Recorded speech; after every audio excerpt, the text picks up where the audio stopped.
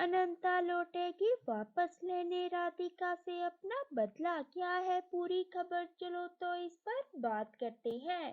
आने वाले ट्रैक में अब हमें देखने को मिलेगा कि जहां पर राधिका अब नागमणि जाकर इरुल को दे देने वाली है और राधिका इरुल को जाकर कहते हुए नजर आएगी कि बाबा, आज मैं उस नागिन की कहानी खत्म कर आई हूँ।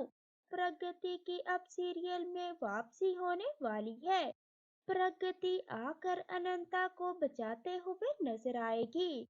प्रगति अनंता को कहने वाली है कि अनंता, तुम हार नहीं मान सकती हो, तुम्हें वापस लौटना होगा और तुम्हें जाकर अपने दुश्मनों से अपना बदला लेना होगा। अनंता का अब पूरा लुक ही चेंज हो जाने वाला है और अनंता नए रूप में अब सूरी परिवार में दोबारा से आएगी। राधिका जब अनंता को अपने सामने देखेगी तब राधिका काफी ज्यादा शॉक्ड हो जाने वाली है।